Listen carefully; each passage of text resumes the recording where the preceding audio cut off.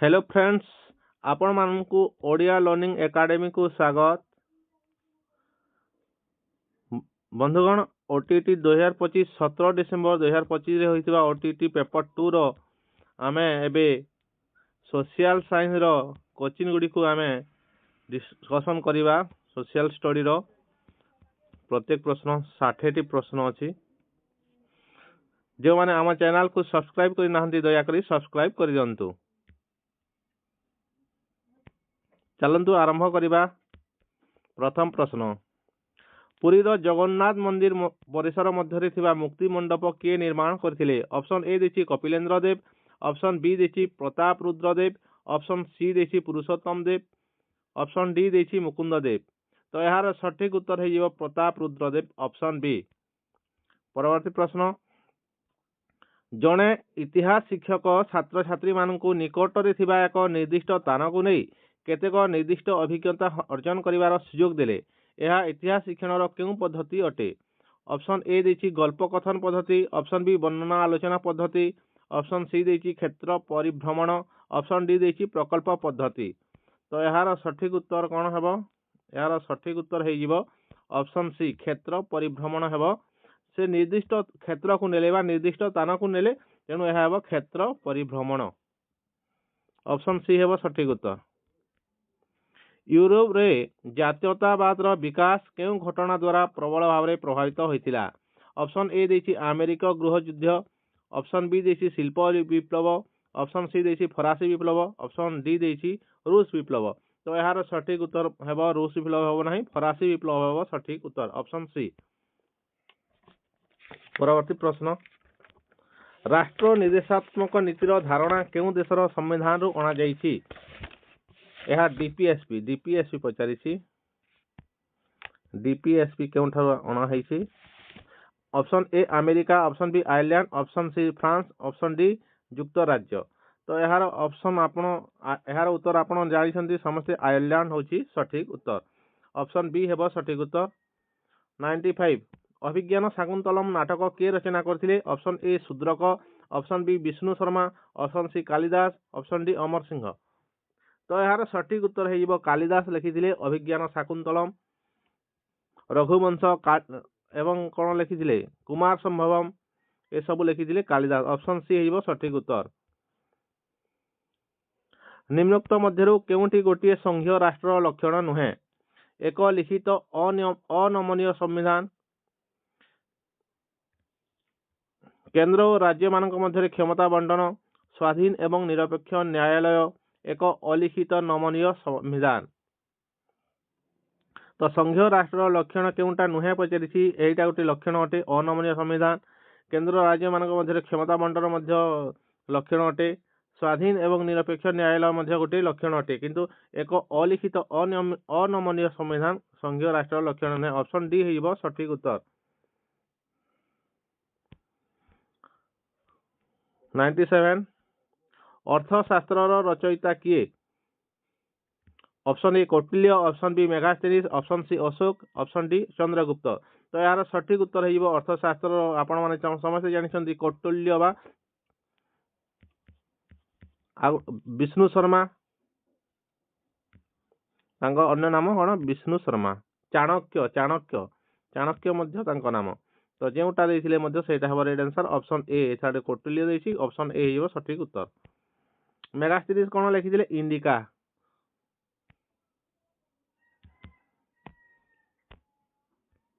परवर्ती प्रश्न,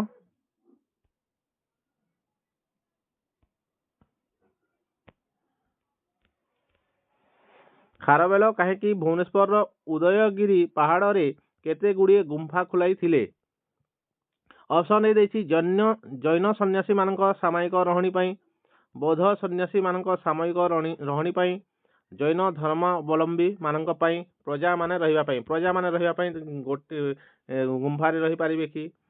देखंतु बौद्ध सन्यासी मानक पई से करि नथिले, जैन सन्यासी दुईटी रहिला। देखंतु जैन जो माने धर्म ग्रहण करिवे समस्त पई से घर बने पारिबे कि गुंफा खोले पारिबे कि नाही? तेणु ऑप्शन सी हेबो नहीं, ऑप्शन डी हिबो जैन सन्यासी मानक पई। सन्यासी माने कम संख्या रहिबे, किंतु धर्म जो मैंने जैन धर्म ग्रहण कर बहु संख्यार हे समस्त प्रजा जैन धर्म ग्रहण कर समस्त प्रजा से गुंफा खोल पारे कि नुहे तेणु ऑप्शन ए हो सठिक उत्तर।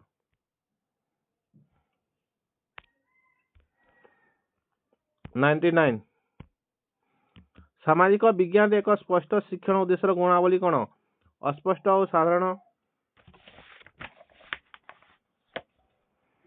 परिमाण योग्य और पर्यवेक्षण योग्य विषयवस्तु सह असंपर्कित मूल्यांकन करने कष्टकर। देखो मूल्यांकन करने कष्टकर यह कौन गुण गुण कि नुहे विषयवस्तु असंपर्कित विषयवस्तु संपर्कित हेबो किंतु असंपर्कित हेबनी अस्पष्ट रहिबनी यह मध्य हेबनी तेणु ऑप्शन बी हो सठिक उत्तर परिमाण योग्य और पर्यवेक्षण योग्य ऑप्शन बी हो सठिक उत्तर। परवर्ती प्रश्न सामाजिक विज्ञान शिक्षार्थी मान मध्य अनुसंधान दक्षता विकास पई निम्नलिखित केउंठी सबुठारु उपयुक्त पद्धति। देखो अनुसंधान दक्षता पई वक्रता पद्धति हेब नहीं ड्रिल अभ्यास हेब नहीं गल्प कथन पद्धति हेब नहीं क्षेत्र परिभ्रमण पद्धति से क्षेत्र को जीवे विजिट करेंगे और सेठारे से अनुसंधान करेंगे तेणु ऑप्शन डी हेब सठिक उत्तर।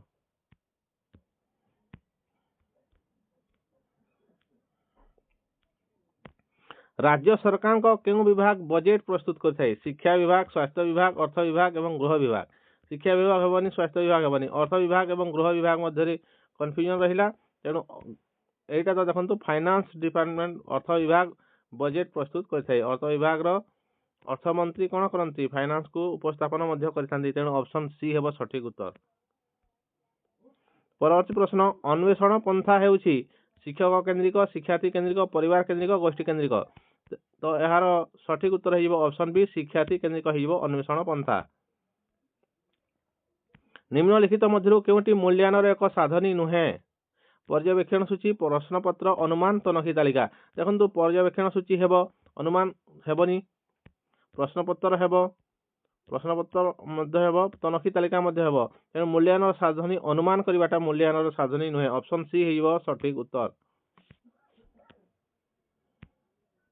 परवर्ती प्रश्न केतेबेले गठनमूलक मूल्यांकन करा जाए केतेबेले करा जाए पाठ्यक्रम समाप्त करने पर शिक्षादान शिक्षण प्रक्रिया समय वर्ष को केवल थरे नाम लेखा पूर्व देछि तो यार सठिक उत्तर हो ऑप्शन बी शिक्षादान शिक्षण प्रक्रिया समय पाठ्यक्रम समाप्त करने समय कौन हुए यह समाप्ति सूचक वर्ष को केवल थरे एपरी हेबनी नाम लेखा पूर्व कौन कह जाए व्यवस्थान तेणु ऑप्शन बी हेब सठिक उत्तर। परवर्ती प्रश्न देखिबा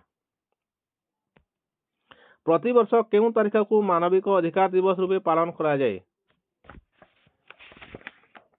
तो यार सठिक उत्तर हो जनवरी 1 डिसेम्बर 10 नवेम्बर 11 अक्टोबर 2 देछि यार सठिक उत्तर हो डिसेम्बर 10 हो सठिक उत्तर ऑप्शन बी। परवर्ती प्रश्न मुख्यमंत्री परामर्श क्रमे किए 5 वर्ष पूर्व विधानसभा भंग करिथांती प्रधानमंत्री राष्ट्रपति राज्यपाल उपराष्ट्रपति देखो राज्य विधानसभा को मुख्यमंत्री परामर्श क्रमे विधानसभा राज्य विधानसभा प्रधानमंत्री करेंगे राष्ट्रपति करेंगे उपराष्ट्रपति मध्य करेंगे ऑप्शन सी राज्यपाल करेंगे ऑप्शन सी हो सठिक उत्तर। परवर्ती प्रश्न प्रकल्प पद्धति निम्न केउ क्रम अनुसरण करे योजना कार्यकारी मूल्यांकन कार्यकारी योजना आलोचना मूल्यांकन कार्यकारी योजना सूचना आलोचना लिखन देखो प्रथम योजना आसीबो ही आसीबो कार्यकारी प्रथम मूल्यांकन केमिति हेबनी प्रथम बिना योजना कार्यकारी केमिति करबा यह हेबनी ए दुईटा रहा योजना पर आम कार्यकारी करवा कार्यकारी कर सारा पर तार मूल्यांकन करवा ऑप्शन ए हो सठिक उत्तर। परवर्ती प्रश्न प्राथमिक स्तर में स्थानीय साहित्य शासन शिक्षा देवारे सर्वोत्तम पद्धति कौन ऑप्शन ए गल्पकथन ऑप्शन बी नाटकाभिनय और अनुकरणीय ऑप्शन सी वक्तृता पद्धति ऑप्शन डी श्रुतलिखन पद्धति तेणु यार सठिक उत्तर हो नाटक अभिनय और अनुकरण पद्धति देखो स्थानीय साहित्य शासन शिक्षा देवारे नाटक अभिनय पद्धति हो बेस्ट ऑप्शन बी। अभिनय माध्यम जड़े सरपंच हेब जड़े नायब सरपंच हेब एमती भाव में जड़े वार्ड मेंबर एभली भाव में निज मध्य जो अभिनय कर शिखिबे सेटा हो बेस्ट हो। परवर्ती प्रश्न मौर्य शासन पतन पर केउं राजवंश ओडिशार पुनरुद्धार पई जनाशुना मौर्य शासन पतन पर केउं राजवंश ओडिशार पुनरुद्धार करथिले ऑप्शन ए देसी सोम राजवंश, ऑप्शन बी देसी सूर्य राजवंश, ऑप्शन सी गंग राजवंश, ऑप्शन डी देसी गुप्त राजवंश। तो यार सठिक उत्तर है सोम राजवंश ऑप्शन ए। केउं यूरोपीय देश प्रथमे भारत सहित वाणिज्य संपर्क स्थापन करथिला? ऑप्शन ए देसी France, option B Britain, option C Portugal, option D Netherland. तो यार सठिक उत्तर है ऑप्शन सी पोर्तुगाल।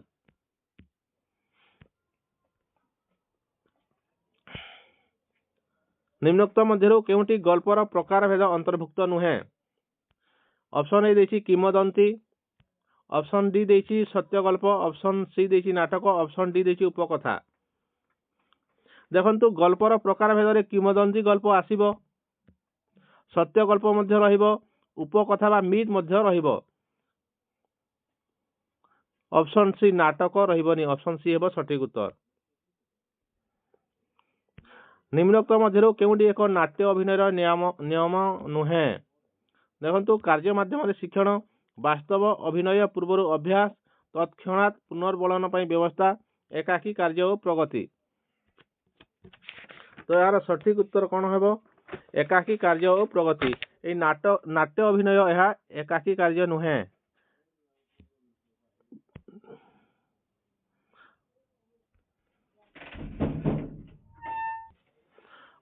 परवर्ती प्रश्न, कुतुबुद्दीन ऐबक केउं राजवंश प्रतिष्ठा करथिले? ऑप्शन ए देसी खिलजी राजवंश, ऑप्शन बी देसी दास राजवंश, ऑप्शन सी तुगलक राजवंश, ऑप्शन डी लोधी राजवंश। आपण माने समस्त जानिछंती कुतुबुद्दीन ऐबक प्रतिष्ठा करथिले दास राजवंश बा स्लेव डायनेस्टी। परवर्ती प्रश्न, केउं युद्ध पर ईस्ट इंडिया कंपनी बंग प्रदेश पर आधिपत्य विस्तार करथिला? ऑप्शन ए देसी पानीपत युद्ध, ऑप्शन बी बक्सार युद्ध, ऑप्शन सी पलासी युद्ध, ऑप्शन डी हल्दीघाट युद्ध। तो यार सठिक उत्तर है ऑप्शन सी पलासी युद्ध। यार सठिक उत्तर हो गला ऑप्शन सी पलासी युद्ध। परवर्ती प्रश्न देखिबा, पंचायत राज अनुष्ठान गुड़िक केते स्तर में कार्य करती? 2 स्तरीय, 6 स्तरीय, 3 स्तरीय, ऑप्शन डी देसी 5 स्तरीय। तो यार सठिक उत्तर है पंचायत राज अनुष्ठान गुड़िक यह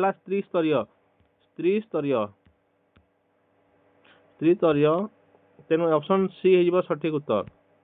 परवर्ती प्रश्न, भारतर केउं अनुष्ठान मौलिक अधिकार को सुरक्षा दिए? नीति आयोग, नियंत्रक महालेखागार, निर्वाचन आयोग। ऑप्शन डी देसी सर्वोच्च न्यायालय। तो यार सठिक उत्तर है सर्वोच्च न्यायालय बा सुप्रीम कोर्ट। जदि मौलिक अधिकार क्षुण्ण है आम क्या पाखक जावा? सुप्रीम कोर्ट पाखक। ऑप्शन डी है सठिक उत्तर। परवर्ती प्रश्न, निम्नोक्त मध्यरु किए दिल्ली रु दौलताबाद को राजधानी स्थानांतर करथिले? Option A Alauddin Khilji, option B Firoz Shah Tughlaq, option C Mohammad bin Tughlaq, option D Sikandar Lodhi. तो यार सठिक उत्तर है ऑप्शन सी मोहम्मद बिन तुगलक।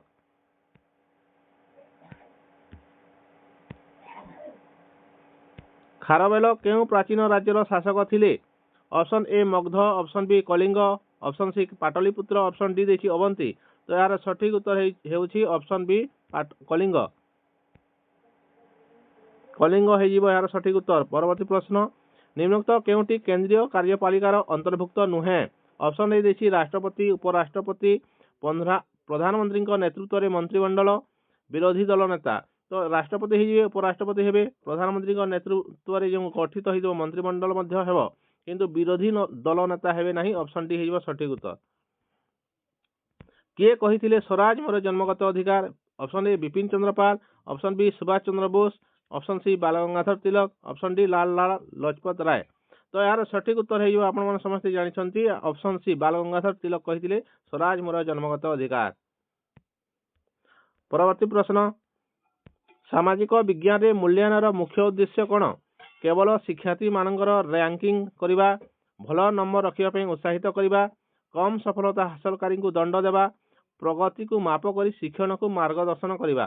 तो यार सठिक उत्तर है ऑप्शन डी प्रगति को माप कर मार्गदर्शन करवा, शिक्षण को मार्गदर्शन करवा।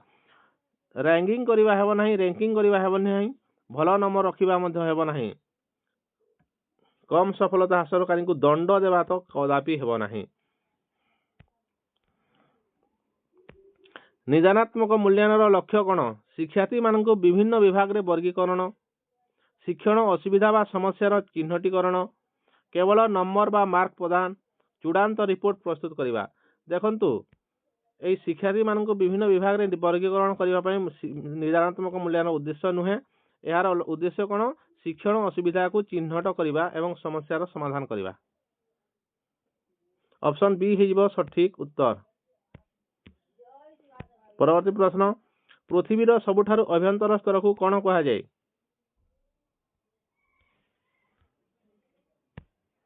Option A mantle, option B crust, option C core, option D lithosphere. ତ ଏହାର ସଠିକ ଉତ୍ତର ହେଇଯିବ କୋର ହେଇଯିବ ସଠିକ ଉତ୍ତର। ପୃଥିବୀର ସବୁଠାରୁ ଅଭ୍ୟନ୍ତର ସ୍ତରକୁ କୋର କୁହାଯାଏ। 124 ଓଡ଼ିଶାର ଉଚ୍ଚତମ ସ୍ଥାନ ଦେଓମାଳି ପର୍ବତ କେଉଁ ଜିଲ୍ଲାରେ ଅବସ୍ଥିତ? ଅପସନ୍ ଏ ଦେଇଛି କନ୍ଧମାଳ, ଅପସନ୍ ବି ଦେଇଛି ମୟୂରଭଞ୍ଜ, ଅପସନ୍ ସି ଦେଇଛି କୋରାପୁଟ, ଅପସନ୍ ଡି ଦେଇଛି ସମ୍ବଲପୁର। ଆପଣମାନେ ସମସ୍ତେ ଜାଣିଛନ୍ତି କୋରାପୁଟରେ ଦେଓମାଳି ଅବସ୍ଥିତ। ଅପସନ୍ ସି ହେଇଯିବ ସଠିକ ଉତ୍ତର। ପରବର୍ତ୍ତୀ ପ୍ରଶ୍ନ, ଓଡ଼ିଶାର କେଉଁ ସ୍ଥାନରେ ମୁଖ୍ୟତଃ ଚିରହରିତ ବା ବୃଷ୍ଟିବହୁଳ ଅରଣ୍ୟ ଦେଖାଯାଏ? ଅପସନ୍ ଏ ଦେଇଛି କଟକ, ଅପସନ୍ ବି ଦେଇଛି ଖୋର୍ଦ୍ଧା, ଅପସନ୍ ସି ଦେଇଛି ମାଲକାନଗିରି, ଅପସନ୍ ଡି ଦେଇଛି ମୟୂରଭଞ୍ଜ। ତ ଏହାର ସଠିକ ଉତ୍ତର ହେଇଯିବ ମୟୂରଭଞ୍ଜ ଅପସନ୍ ଡି। ଓଡ଼ିଶାର ସମତଳ ଭୂମି ମୁଖ୍ୟତଃ କେଉଁ ଧରଣର ଜମା ଦ୍ୱାରା ସୃଷ୍ଟି? ଅପସନ୍ ଏ ଦେଇଛି ଲାଭା, ଅପସନ୍ ବି ପଟୁ, ଅପସନ୍ ସି ଦେଇଛି ବାଲି ପାହାଡ଼, ଅପସନ୍ ଡି ଦେଇଛି ହିମବାହ। ତ ଏହାର ସଠିକ ଉତ୍ତର ହେଇଯିବ ଅପସନ୍ ବି ପଟୁ ମାଟି ବା ଅଲୁଭିଆଲ ସଏଲ। ଅପସନ୍ ବି ହେଲା ସଠିକ ଉତ୍ତର। ପରବର୍ତ୍ତୀ ପ୍ରଶ୍ନ, ପୃଥିବୀକୁ କେତୋଟି ମଣ୍ଡଳରେ ବିଭକ୍ତ କରାଯାଇଛି? ଏହା କେଉଁ ପ୍ରକାର ପ୍ରଶ୍ନ? ଅପସନ୍ ଏ ଦେଇଛି ଜ୍ଞାନ ଭିତ୍ତିକ, ଅପସନ୍ ବି ଦେଇଛି ବୋଧ ଭିତ୍ତିକ, ଅପସନ୍ ସି ଦେଇଛି ପ୍ରୟୋଗ ଭିତ୍ତିକ, ଅପସନ୍ ଡି ଦେଇଛି କୌଶଳ ଭିତ୍ତିକ। ତ ଏହାର ସଠିକ ଉତ୍ତର ହେଇଯିବ ଅପସନ୍ ଏ ଜ୍ଞାନ ଭିତ୍ତିକ ପ୍ରଶ୍ନ। ପରବର୍ତ୍ତୀ ପ୍ରଶ୍ନ, କେଉଁ ପ୍ରକାର ମୂଲ୍ୟାୟନରେ ଶିକ୍ଷାର୍ଥୀର ଶିକ୍ଷଣ ଓ ଶିକ୍ଷକଙ୍କର ଶିକ୍ଷାଦାନରେ ଅଗ୍ରଗତି ନିମନ୍ତେ ସୁଯୋଗ ରହିଥାଏ? ତ ଏହାର ସଠିକ ଉତ୍ତର ହେଇଯିବ ବ୍ୟବସ୍ଥାପକ ମୂଲ୍ୟାୟନ, ଗଠନମୂଳକ ମୂଲ୍ୟାୟନ, ନିଦାନାତ୍ମକ ମୂଲ୍ୟାୟନ, ଅପସନ୍ ଡି ଦେଇଛି ସମାପ୍ତି ସୂଚକ ମୂଲ୍ୟାୟନ। ତ ଏହାର ସଠିକ ଉତ୍ତର ହେଇଯିବ ଅପସନ୍ ବି ଗଠନମୂଳକ ମୂଲ୍ୟାୟନ। କାହିଁକି ନା ଶିକ୍ଷାର୍ଥୀର ଶିକ୍ଷଣ ଏବଂ ଶିକ୍ଷକର ଶିକ୍ଷାଦାନର ଅଗ୍ରଗତି ନିମନ୍ତେ ସୁଯୋଗ ରହିଥାଏ କେଉଁଠାରେ? ଗଠନମୂଳକ ମୂଲ୍ୟାୟନରେ। ପରବର୍ତ୍ତୀ ପ୍ରଶ୍ନ, ଉଚ୍ଚ ପ୍ରାଥମିକ ଶ୍ରେଣୀରେ ସାମାଜିକ ବିଜ୍ଞାନ ଶିକ୍ଷାଦାନର ମୁଖ୍ୟ ଉଦ୍ଦେଶ୍ୟ କ'ଣ?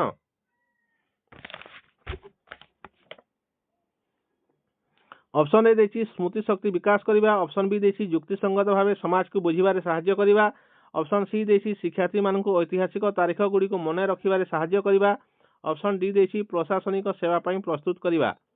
ତ ଏହାର ସଠିକ ଉତ୍ତର ହେଇଯିବ ଅପସନ୍ ବି ହେଇଯିବ ସଠିକ ଉତ୍ତର, ଯୁକ୍ତିସଙ୍ଗତ ଭାବେ ସମାଜକୁ ବୁଝିବାରେ ସାହାଯ୍ୟ କରିବା। ପରବର୍ତ୍ତୀ ପ୍ରଶ୍ନ, ନିମ୍ନୋକ୍ତ ମଧ୍ୟରୁ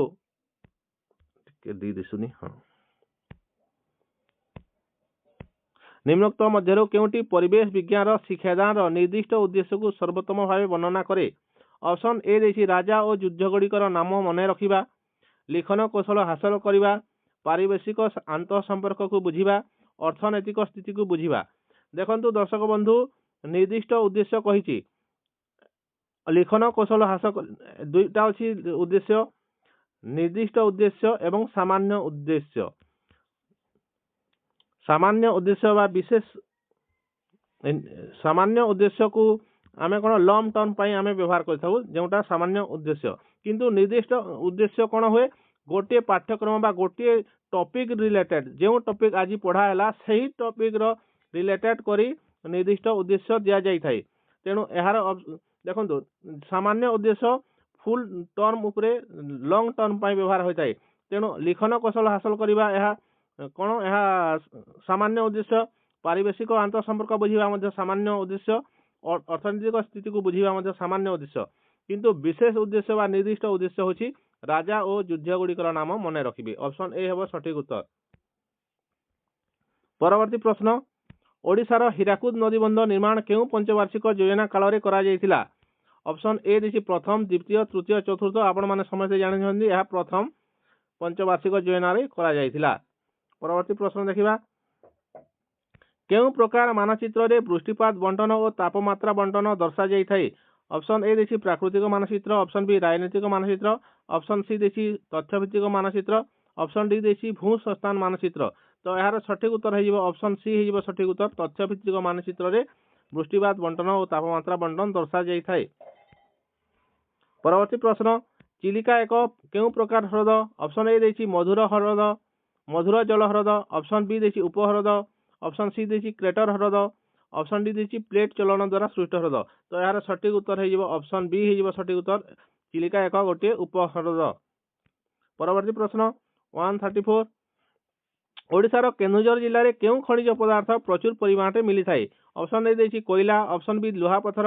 ଅପସନ୍ ସି ଦେଇଛି ବକ୍ସାଇଟ୍। ଅପସନ୍ ଡି ଦେଇଛି ଚୂନ ପଥର। ତ ଏହାର ସଠିକ ଉତ୍ତର ହେଇଯିବ ଲୁହା ପଥର। ଅପସନ୍ ବି ହେଇଯିବ ସଠିକ ଉତ୍ତର। ପରବର୍ତ୍ତୀ ପ୍ରଶ୍ନ, ପୃଥିବୀର କେଉଁ ସ୍ତର ଉଭୟ ଭୂତ୍ୱକ ଏବଂ ଉପର ମାଣ୍ଟାଲ ସୂଚିତ କରେ? ଅପସନ୍ ଏ ଦେଇଛି ଲିଥୋସ୍ଫିୟର। ଅପସନ୍ ବି ଦେଇଛି ଆସ୍ତେନୋସ୍ଫିୟର। ଅପସନ୍ ସି ଦେଇଛି ମେସୋସ୍ଫିୟର। ଅପସନ୍ ଡି ଦେଇଛି କୋର୍। ତ ଏହାର ସଠିକ ଉତ୍ତର ହେଇଯିବ ଅପସନ୍ ବି ଆସ୍ତେନୋସ୍ଫିୟର। ତ ଏହାର ସଠିକ ଉତ୍ତର ହେବ ଅପସନ୍ ବି, ଏ ହେବ ନାହିଁ। ପରବର୍ତ୍ତୀ ପ୍ରଶ୍ନ, ନିମ୍ନୋକ୍ତ ମଧ୍ୟରୁ କେଉଁଟି ଜୈବମଣ୍ଡଳର ଅନ୍ତର୍ଭୁକ୍ତ? କେବଳ ଉଦ୍ଭିଦ, କେବଳ ପ୍ରାଣୀ, ଜୀବଜନ୍ତୁ ଏବଂ ସେମାନଙ୍କର ପରିବେଶ, କେବଳ ମନୁଷ୍ୟ। ଦେଖନ୍ତୁ କେବଳ ଉଦ୍ଭିଦ କି କେବଳ ପ୍ରାଣୀ କିମ୍ବା କେବଳ ମନୁଷ୍ୟ ହେବ ନାହିଁ। ଅପସନ୍ ସି ହେଇଯିବ ସଠିକ ଉତ୍ତର ଜୀବଜନ୍ତୁ ଏବଂ ସେମାନଙ୍କର ପରିବେଶ। ଅପସନ୍ ଏହାର ସଠିକ ଉତ୍ତର ଅପସନ୍ ସି। ପରବର୍ତ୍ତୀ ପ୍ରଶ୍ନ, ଶିଳାସ୍ତର ମଧ୍ୟରେ ଥିବା ମୃତ ପ୍ରାଣୀ ଓ ଉଦ୍ଭିଦର ନଷ୍ଟ ଅବଶେଷକୁ କ'ଣ କୁହାଯାଏ? ଅପସନ୍ ଏ ଦେଇଛି ଲାଭା। ଅପସନ୍ ବି ଦେଇଛି ମାଗ୍ମା। ଅପସନ୍ ସି ଦେଇଛି ଜୀବାଶ୍ମ। ଅପସନ୍ ଡି ଦେଇଛି ଶିଲା। ତ ଏହାର ସଠିକ ଉତ୍ତର ହେଇଯିବ ଜୀବାଶ୍ମ। ଅପସନ୍ ସି ହେବ ସଠିକ ଉତ୍ତର। ପରବର୍ତ୍ତୀ ପ୍ରଶ୍ନ, ବିଶ୍ୱ ପରିବେଶ ଦିବସ କେବେ ପାଳିତ ହୁଏ? ଅପସନ୍ ଏ ଦେଇଛି ସେପ୍ଟେମ୍ବର 5 ତାରିଖ। ଅପସନ୍ ବି ଦେଇଛି ଜୁନ 5 ତାରିଖ। ଅପସନ୍ ସି ଦେଇଛି ଜୁଲାଇ 11 ତାରିଖ। ଅପସନ୍ ଡି ଦେଇଛି ଜୁନ 10 ତାରିଖ। ତ ଏହାର ସଠିକ ଉତ୍ତର ହେଇଯିବ ଅପସନ୍ ବି ଜୁନ 5 ତାରିଖ। ଜୁନ 5। ଅପସନ୍ ବି ହେବ ସଠିକ ଉତ୍ତର, ଏ ହେବ ନାହିଁ। ପରବର୍ତ୍ତୀ ପ୍ରଶ୍ନ, ସାମାଜିକ ବିଜ୍ଞାନ ଶିକ୍ଷାଦାନରେ ଭାବାତ୍ମକ ଉଦ୍ଦେଶ୍ୟ କ'ଣ? ଅପସନ୍ ଏ ଦେଇଛି ତଥ୍ୟର ଜ୍ଞାନ। ଅପସନ୍ ବି ଦେଇଛି ଦକ୍ଷତା ବିକାଶ। ଅପସନ୍ ସି ଦେଇଛି ମନୋଭାବ ଓ ମୂଲ୍ୟବୋଧ ଗଠନ। ଅପସନ୍ ଡି ଦେଇଛି ଶାରୀରିକ ସୁସ୍ଥତା। ତ ଏହାର ସଠିକ ଉତ୍ତର ହେଇଯିବ ମନୋଭାବ ଏବଂ ମୂଲ୍ୟବୋଧ ଗଠନ। ଅପସନ୍ ସି ହେଇଯିବ ସଠିକ ଉତ୍ତର। ପରବର୍ତ୍ତୀ ପ୍ରଶ୍ନ, ସାମାଜିକ ବିଜ୍ଞାନ ଶ୍ରେଣୀରେ ଦଳଗତ କାର୍ଯ୍ୟର ଉଦ୍ଦେଶ୍ୟ କ'ଣ? ଶିକ୍ଷାର୍ଥୀମାନଙ୍କ ମଧ୍ୟରେ ପ୍ରତିଯୋଗିତା ମନୋଭାବ ସୃଷ୍ଟି କରିବା। ପ୍ରତିଯୋଗିତା ମନୋଭାବ ସୃଷ୍ଟି କରିବା ତ ନୁହେଁ କେବେ ବି। ସହଯୋଗ ଓ ସାମାଜିକ ଅଂଶଗ୍ରହଣ ନିଶ୍ଚିତ କରିବା, ଏହା ଠିକ ଅଛି। ଦେଖିବା ପରବର୍ତ୍ତୀ ଅପସନ୍, ବ୍ୟକ୍ତିଗତ ବିଚ୍ଛିନ୍ନତା ପ୍ରୋତ୍ସାହିତ କରିବା। ବ୍ୟକ୍ତିଗତ ବିଚ୍ଛିନ୍ନତାକୁ ପ୍ରୋତ୍ସାହିତ କରିବା, ଏହା ରଙ୍ଗ ଅପସନ୍। ଶିକ୍ଷକଙ୍କ ପ୍ରାଧାନ୍ୟ ରହିବ, ଦଳଗତ କାର୍ଯ୍ୟରେ ଶିକ୍ଷକଙ୍କର ପ୍ରାଧାନ୍ୟ ରହିବ ନାହିଁ, ଏହା ମଧ୍ୟ ହେବ ନାହିଁ। ତେଣୁ ଏହାର ସଠିକ ଉତ୍ତର ହେଇଯିବ ଅପସନ୍ ବି ହେବ ସଠିକ ଉତ୍ତର। ପରବର୍ତ୍ତୀ ପ୍ରଶ୍ନ ଦେଖିବା, ସାମାଜିକ ବିଜ୍ଞାନରେ ମନୋଭାବ ଓ ମୂଲ୍ୟବୋଧର ମୂଲ୍ୟାୟନ ପାଇଁ ନିମ୍ନୋକ୍ତ ମଧ୍ୟରୁ କେଉଁଟି ସର୍ବୋତ୍ତମ ସାଧନୀ? ଅପସନ୍ ଏ ଦେଇଛି ଲିଖିତ ପରୀକ୍ଷା। ଅପସନ୍ ବି ଦେଇଛି ରେଟିଂ ସ୍କେଲ। ଅପସନ୍ ସି ଦେଇଛି ମାନଚିତ୍ର ପରୀକ୍ଷା। ଅପସନ୍ ଡି ଦେଇଛି ବସ୍ତୁନିଷ୍ଠ ପ୍ରଶ୍ନ। ତ ଏହାର ସଠିକ ଉତ୍ତର ହେଇଯିବ ଅପସନ୍ ବି ରେଟିଂ ସ୍କେଲ ହେବ ଏହାର ସଠିକ ଉତ୍ତର।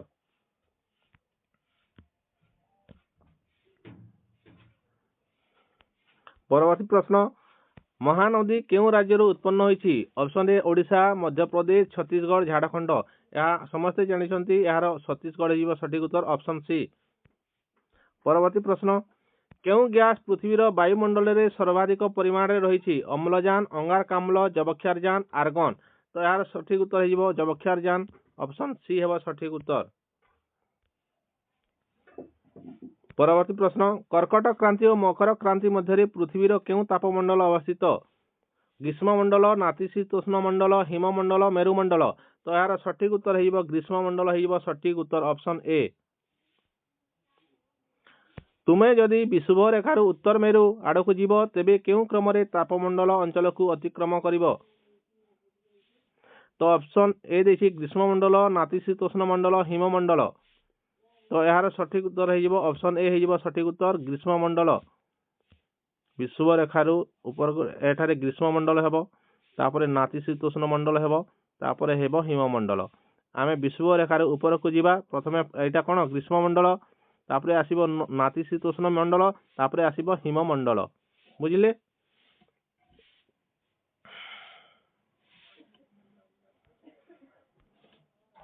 ପରବର୍ତ୍ତୀ ପ୍ରଶ୍ନ, भूगोल विषय वीडियो और डॉक्यूमेंटरी गुड़िक केउं प्रकार शिक्षण संबल ऑप्शन ए देखिए दृश्य उपकरण श्राव्य उपकरण दृश्य श्राव्य उपकरण मुद्रित उपकरण तेणु वीडियो गुड़िक कौन हुए एठारे वीडियो विजुअल मध्य थाए एवं साउंड मध्य थाए तेणु यह कौन हो ऑप्शन सी हो सठिक उत्तर दृश्य श्राव्य उपकरण 147 केउं फसल ओडिशार मुख्य खाद्य शस्य अटे आपण माने समस्ते जानिछंती ओडिशा रे रहुचंती तेणु ऑप्शन सी हो धान हो सठिक उत्तर। परवर्ती प्रश्न निम्नोक्त मध्यरु केउंटी भारतर प्रथम लौह इस्पात कारखाना अटे